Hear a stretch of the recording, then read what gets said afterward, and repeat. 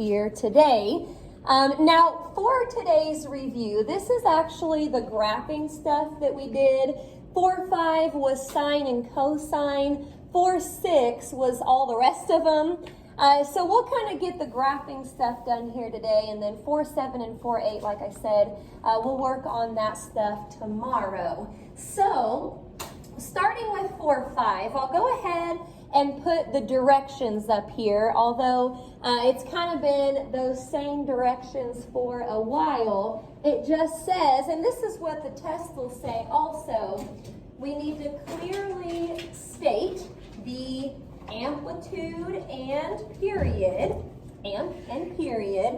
We'll actually go through those formulas here in a second also.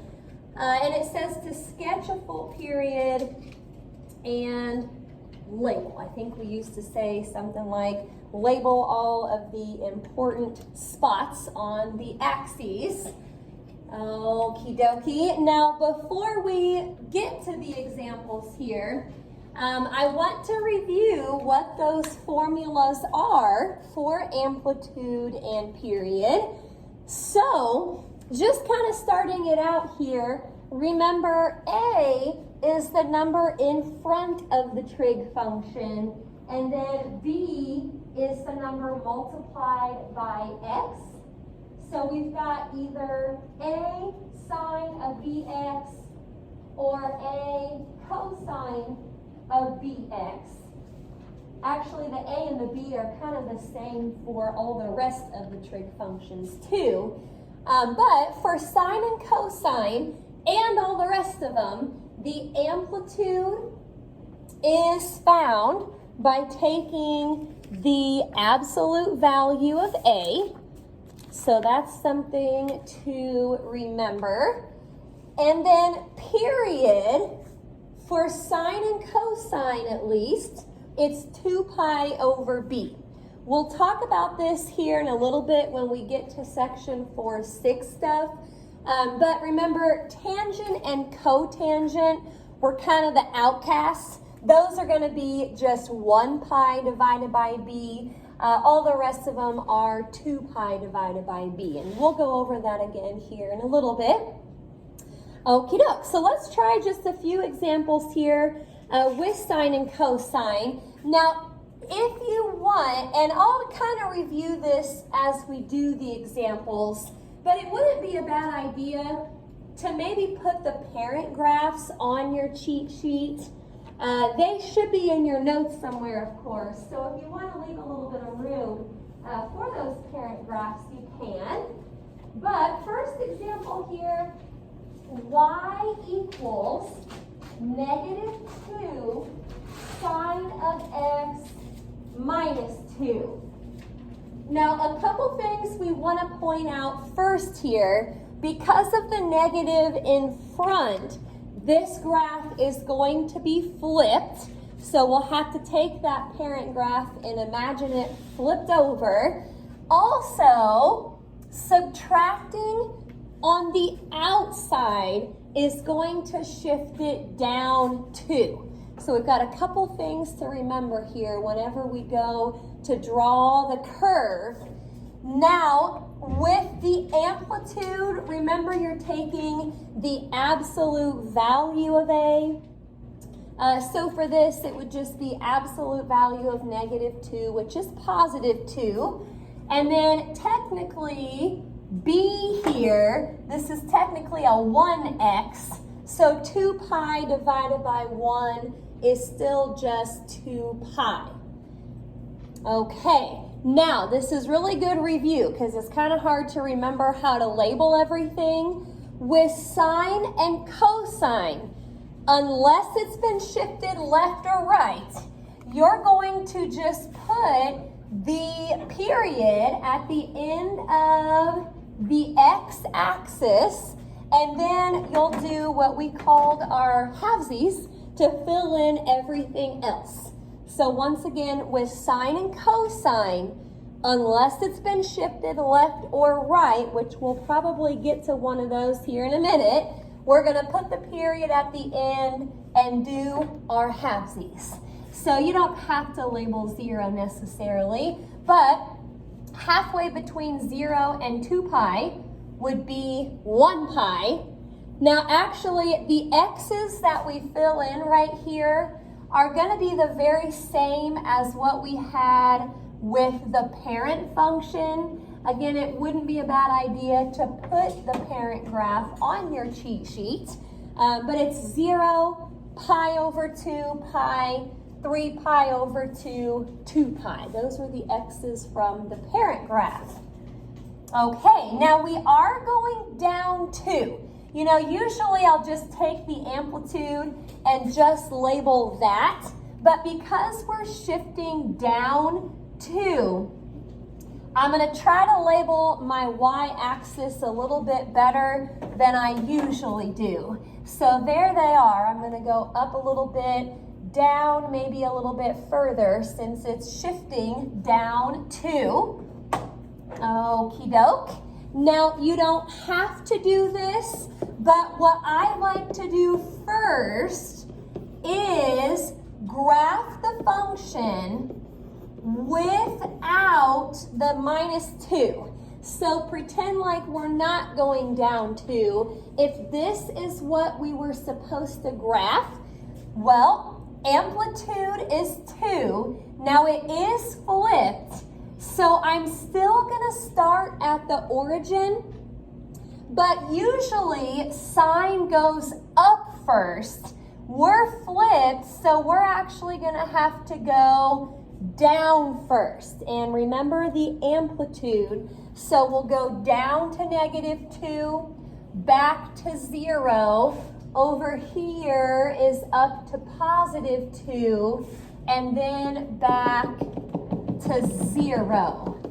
This is dotted here because this is not really my answer yet.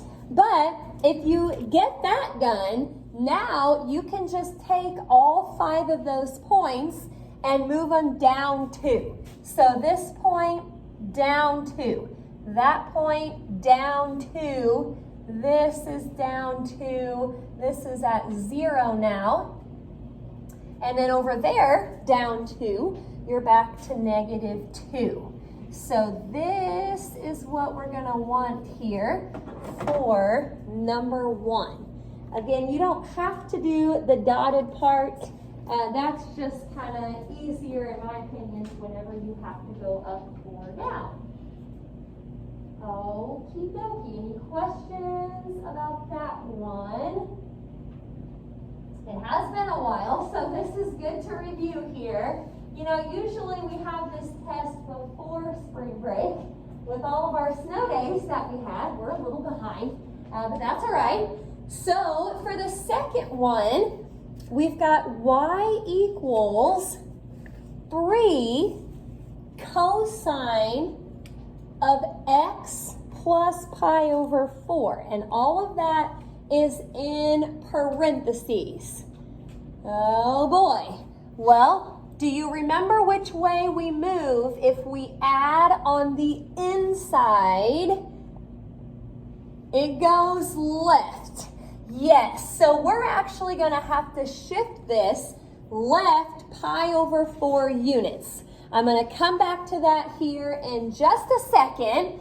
Let's go ahead and do the amplitude and period real quick. Amplitude, absolute value of 3 is just 3.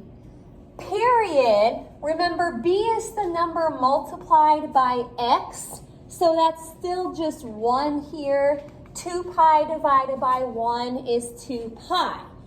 Now, I'm not going to take that and put it at the end of the x-axis this time because we're moving left pi over 4 units. So what we're going to have to do is, to get our new x values, we have to take our old x values, which are up here right now, 0, pi over 2, pi, 3 pi over 2, and 2 pi. Take the old x's and think about this. If you're shifting to the left, your x's should be getting smaller. So we need to subtract pi over 4 from all of those old x's. That's always kind of confusing because you see the plus right here, so you kind of feel like you should add, but left means they're getting smaller. Okie doke. 0 minus pi over 4, that would just be negative pi over 4. Okie doke, I'm going to have to get some common denominators on this part. This would be like a 2 pi over 4 minus 1 pi over 4, which is just pi over 4. So there's the second x value. Alrighty, I'm going to have to put that over 1 and get some more common denominators for this part. This will be a 4 pi over 4 minus a 1 pi over 4. So that's actually 3 pi over 4. Okie dokie, I'm going to multiply this by 2. So 6 pi over 4 minus a 1 pi over 4, that is 5 pi over 4. And finally, for this last one, multiply by 4. This is going to be like an 8 pi over 4 minus 1 pi over 4. So that is 7 pi over 4.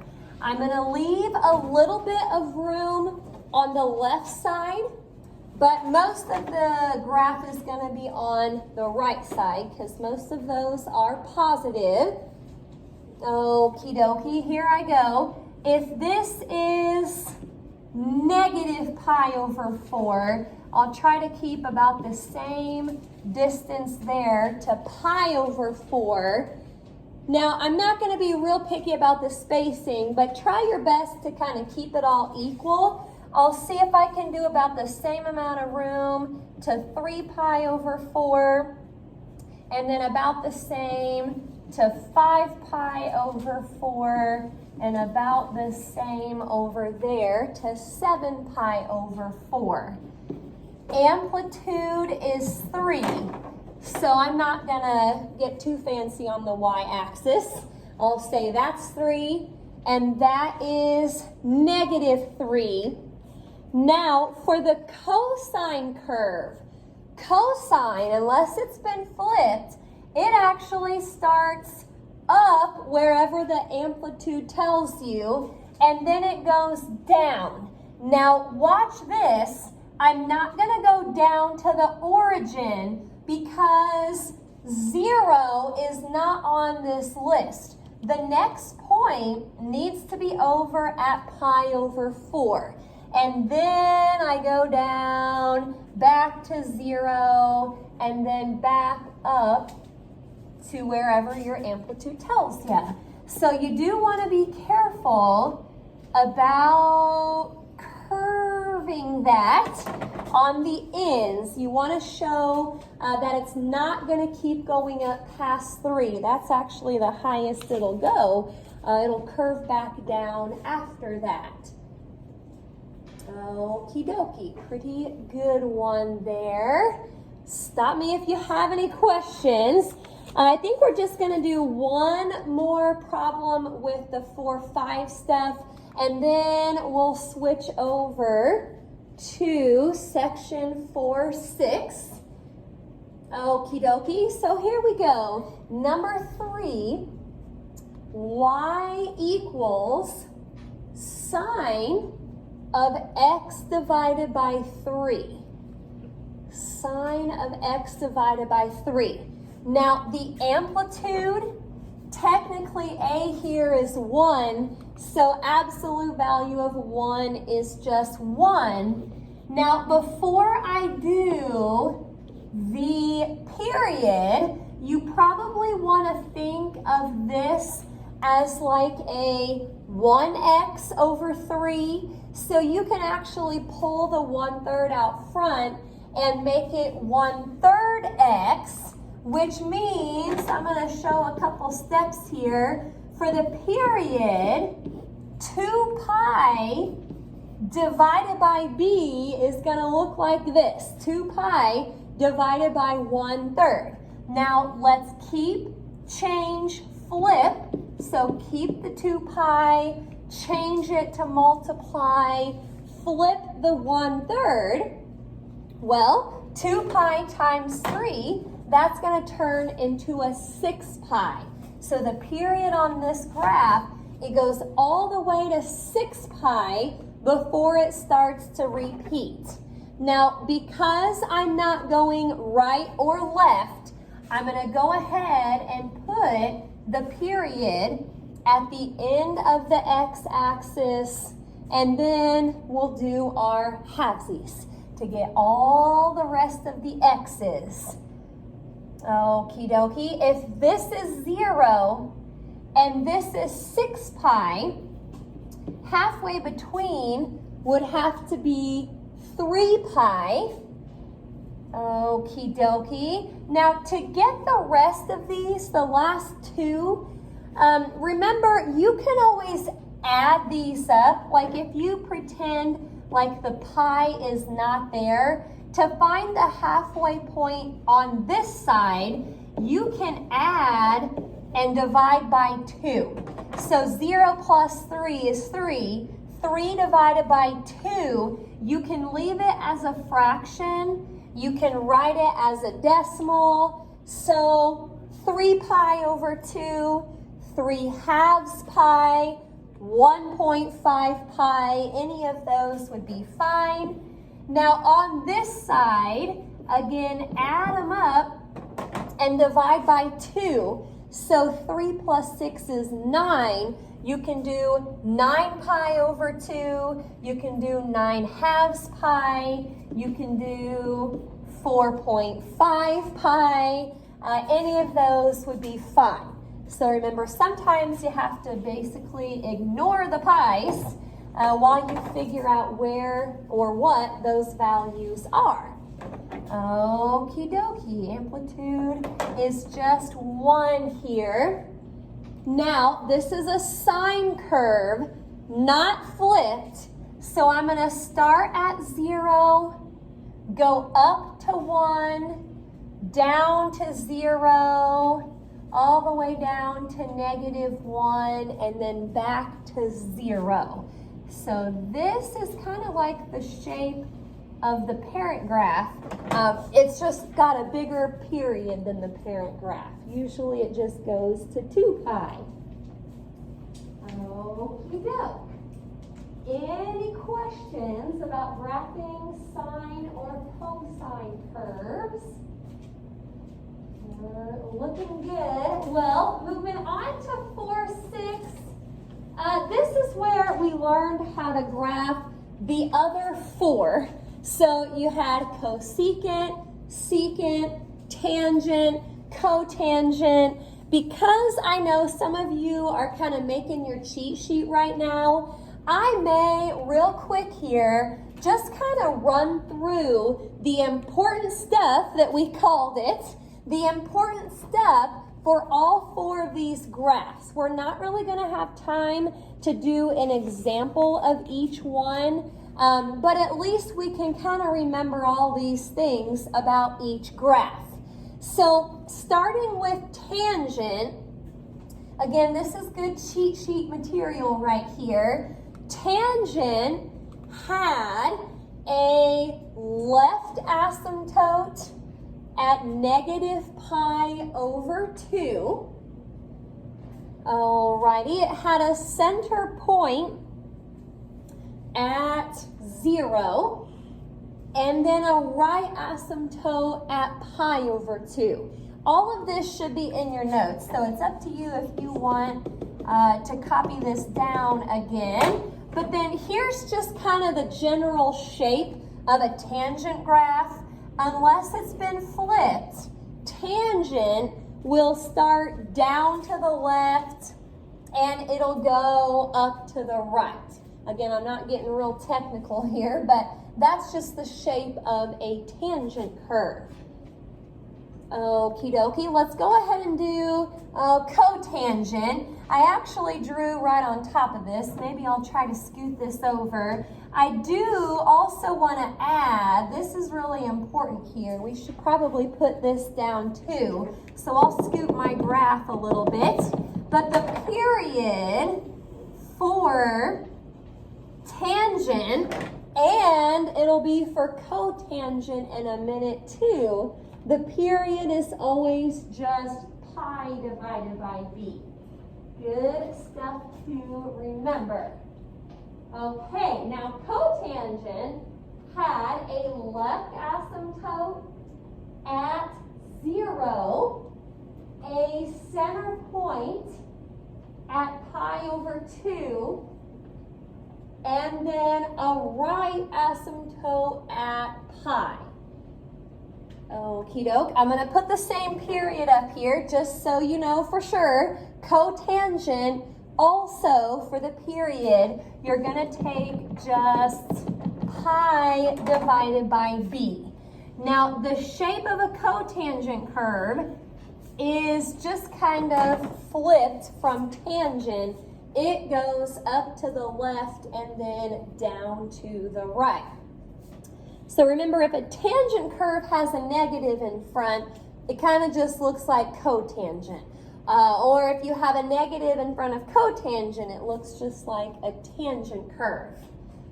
Okie doke. I'm going to go ahead and do the same kind of thing for secant and cosecant.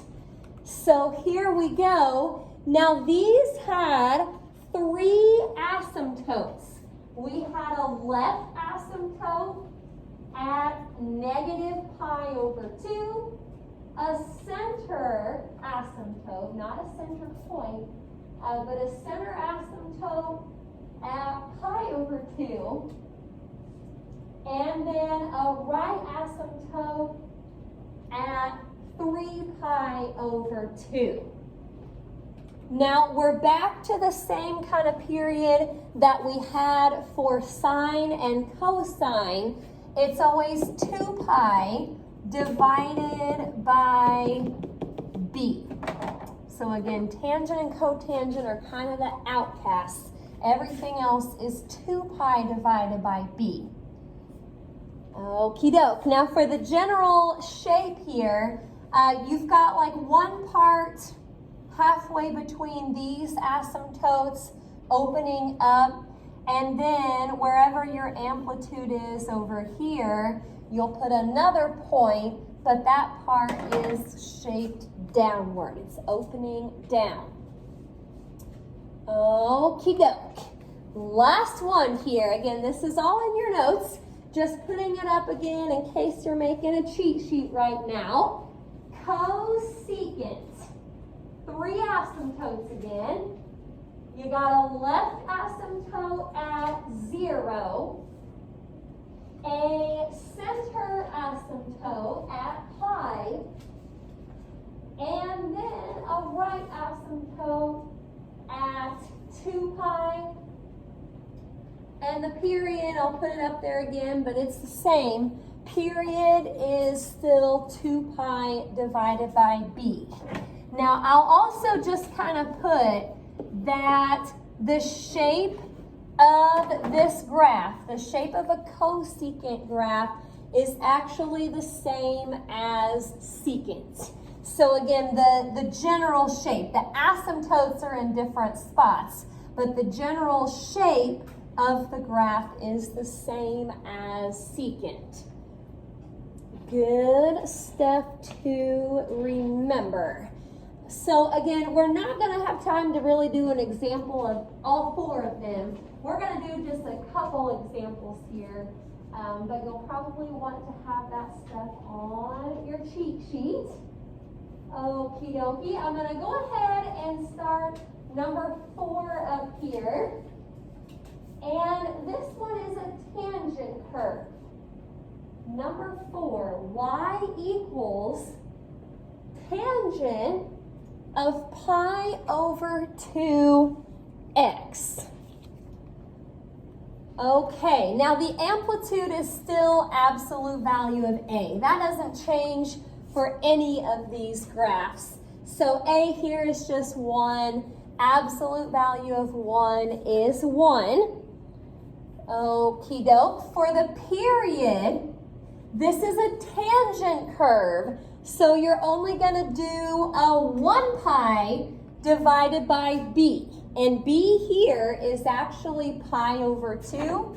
So when you go to do the keep, change, and flip, you can think of that pi over 1. So crossing those out, 2 over 1 is just 2. So the period of this graph is 2.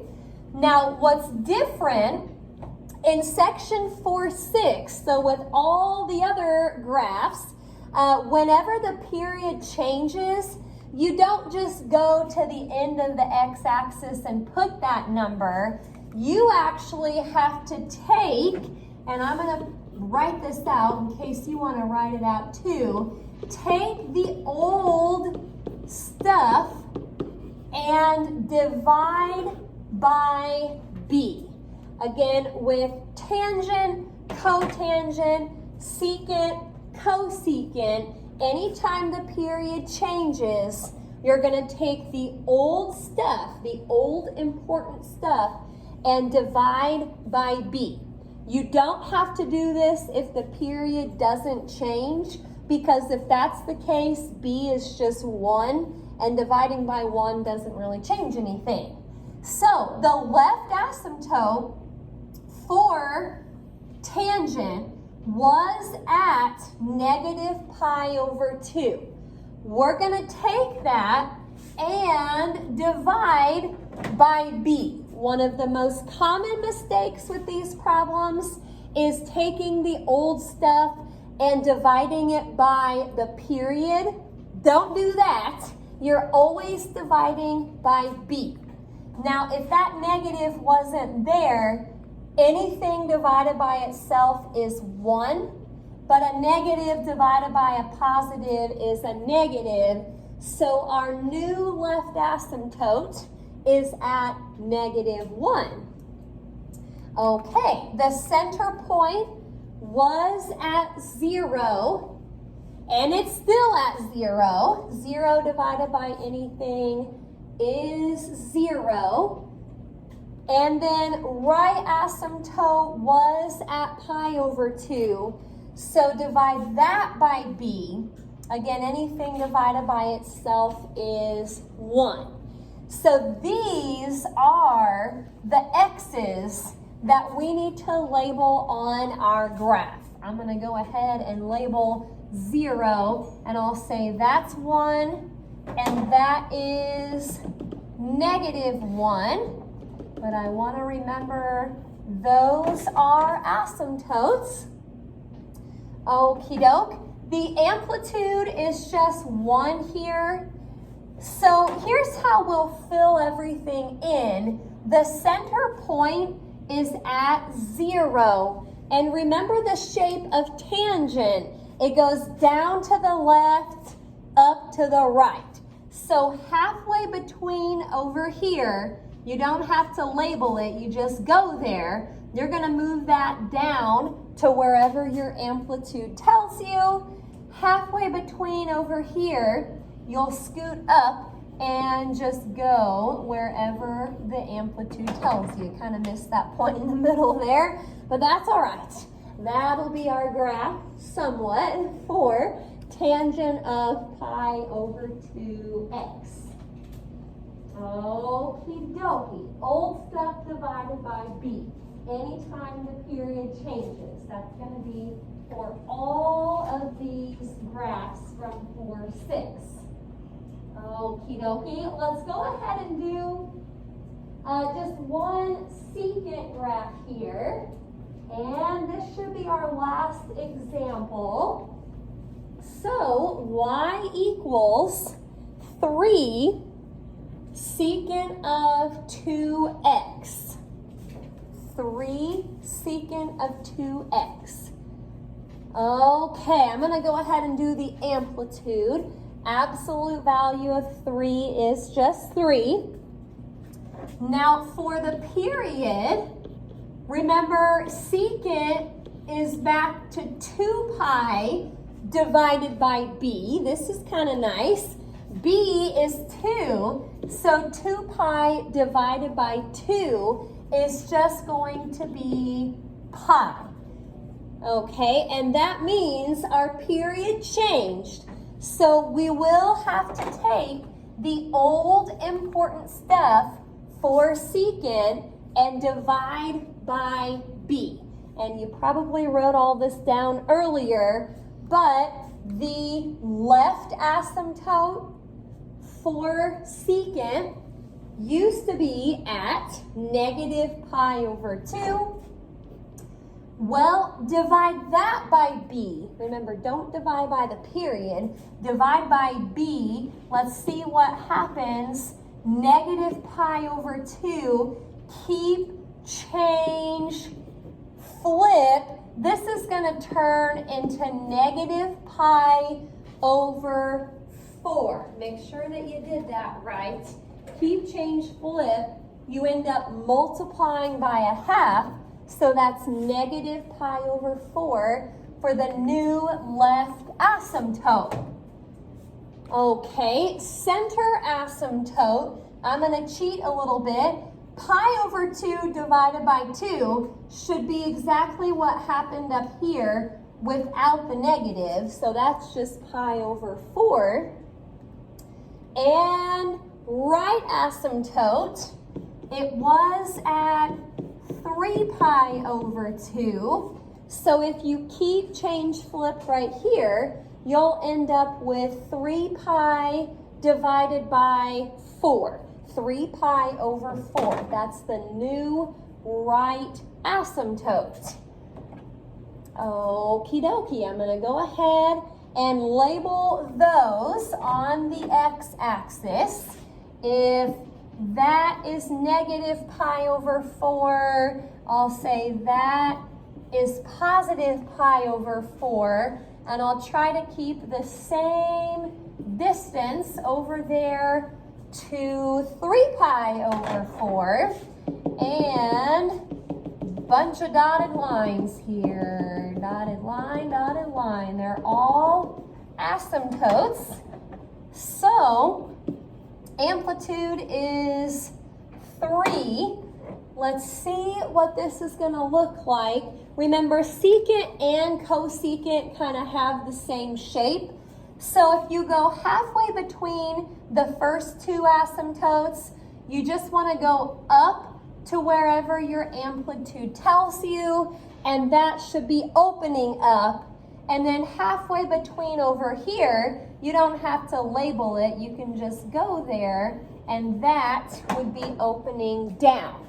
If you have to flip secant or cosecant, it doesn't just flip where it's at. Remember, it actually kind of scoots all the way down and flips.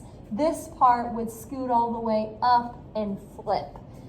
So if you see any other examples from your notes or your homework that you want to put on your cheat sheet, that's not a bad idea. These two sections here probably take up a lot of room on your cheat sheet just because they are all graphs. Any questions about those last couple? All right, we are going to do a couple little review assignments here because it has been a while, and the best way to study is just to get some practice. So this will be the assignment technically due tomorrow, T29. So we'll work on that. Now, I may also put up here the review assignment that I'm going to give tomorrow, just in case you want to get a head start. Again, this is not due tomorrow. Technically, I guess this would be due on Thursday. I'm just going to put it up here if you want to get started. So T30 is down here at the bottom.